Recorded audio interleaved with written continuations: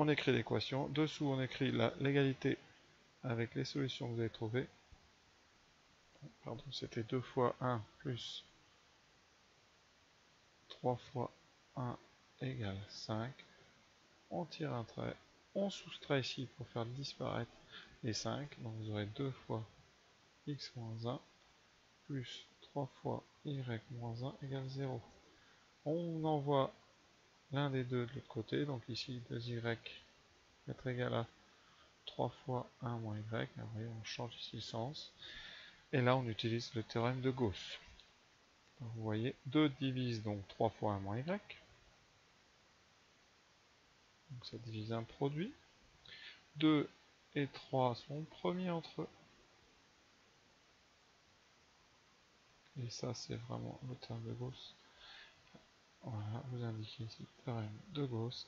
Et conséquence, 2 divise 1 moins y.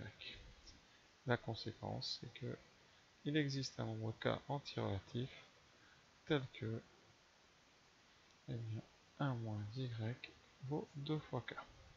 Ça, vous allez le remettre. Hein, je vais vraiment, voilà, vous l'injectez ici. Ce qui donne eh bien d'où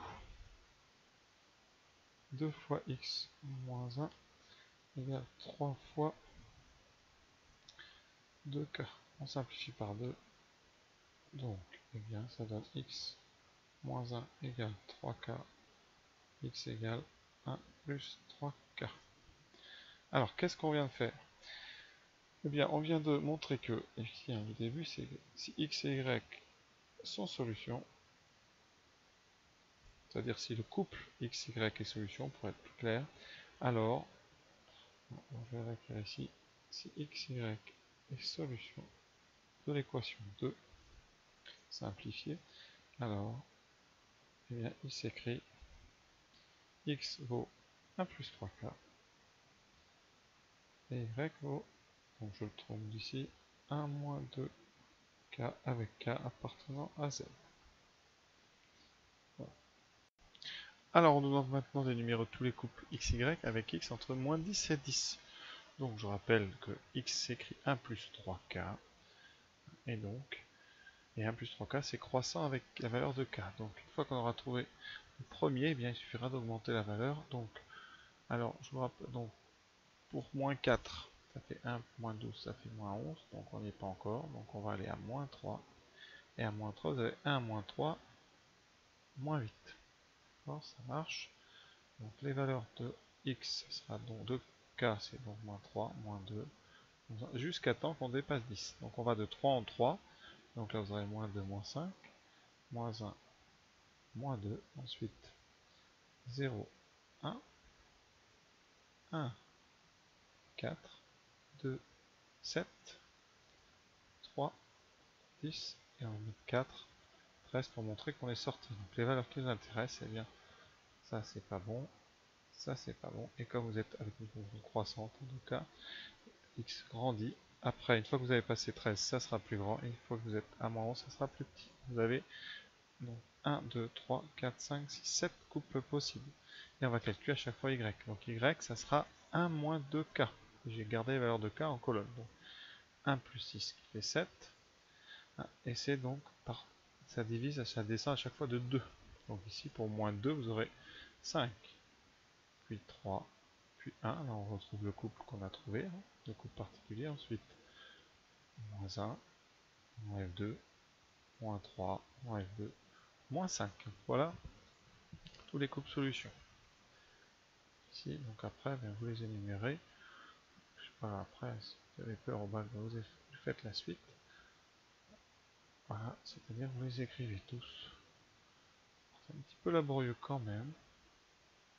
Mais bon, c'est pour le bac qu'il faut le faire. Après, chez vous, hein, évidemment, vous allez vous en dispenser, je suppose. Voilà, donc voilà nos 7 couples, et on vous demande maintenant ceux qui sont donc avec x et y multiples de 5, donc x et y égaux à congru à 0 moins 2, 5, vous en avez donc 1 et 2, il y a moins 5, 5 et 10, moins 5. Alors pour ceux qui avaient fait avec la machine, je suis encore là, donc je vous montre, vous voyez, on retrouve nos couples. Le premier, moins 11, donc n'est pas bon. On commence le premier, vous voyez, à moins 8, 7. Ensuite, moins 5, 5, moins 2, 3, 1, 1, 4, moins 1, 7, moins 3, 10, moins 5. Et à 13, on est sorti de notre intervalle. Voilà, puisque 13, c'est pas entre moins 10 et 10. Voilà. Question D. Voilà, j'ai déjà un petit peu avancé dans la question, tout seul. Donc on donne x égale 1 plus 3t, y égale 1 moins 2t, t appartenant à R. On reconnaît là tout de suite une équation paramétrique de droite dans le plan. Et donc, cette équation, eh bien, ces deux caractéristiques. Et ici, donc le 1, 1, ça vous donne les coordonnées d'un point de cette droite, donc le point A de coordonnées 1, 1. Et les coefficients qui sont devant t, c'est-à-dire le moins, le 3 et le moins 2, vous donnent les composantes d'un vecteur directeur de la droite. Bon, alors, si vous voulez l'équation cartésienne, eh bien, vous faites une substitution en exprimant, grâce à la première ligne ici, on écrit 3t vaut x moins 1, et on divise par 3. Donc t c'est x moins 1 sur 3. Ça, on le substitue à l'intérieur de la deuxième ligne, donc on obtient y qui vaut 1 moins 2 fois x moins 1 sur 3. Je multiplie toutes les deux membres par 3, j'obtiens 3y à gauche et 3 fois moins 2x moins 1 à droite. Et en développant, on obtient 3y égale moins 2x plus 5. Donc l'équation cartésienne de la droite qu'on va tracer, si on veut vraiment son équation cartésienne, c'est y égale, ça c'est l'équation réduite, mais qui préfère, sinon vous pouvez faire avec l'équation cartésienne.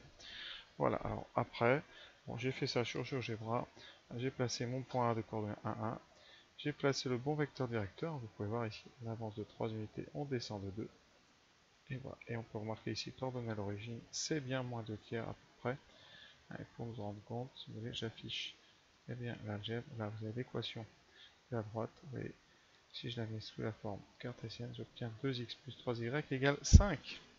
Et ça, eh bien, vous reconnaissez, c'est le début du sujet. C'était notre équation simplifiée. Hein. Ici, je ne vous ai pas dit. Si on met ça, ça fait 2x plus 3y égale 5. C'était l'équation simplifiée. Hein. Si vous la multipliez par 12, vous réobtenez 24x plus 36y égale 60. Alors, qu'est-ce qu'on a fait dans ce sujet? C'est tout simple. On a réussi à trouver, eh bien, tous les points qui ont des coordonnées entières et qui sont sur cette droite. Alors, je vais en placer quelques-uns.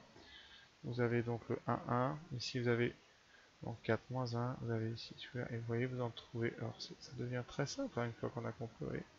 Comme le vecteur directeur c'est 3 moins 2, et que vous partez du point A qui a des coordonnées entières, et bien en faisant une fois le vecteur directeur, vous atterrissez sur un point qui a des coordonnées entières, et ainsi de suite, jusqu'à l'infini et au-delà. Et pareil ici, vers le haut, vous avez donc plein de points, et comme ça on en a une infinité. Si vous voyez en reculant, et bien vous aurez pareil, mais alors là on voit plus du tout les intersections, mais en faisant comme ça, eh bien, vous pouvez trouver une infinité de points de la droite qui ont des coordonnées entières. C'est une bonne illustration, je pense, du problème. Je n'avais pas lu la dernière question, je fais un petit peu en même temps que vous. Bon, je viens d'y répondre, alors on va quand même le refaire. Donc qu'est-ce qu'on a dit?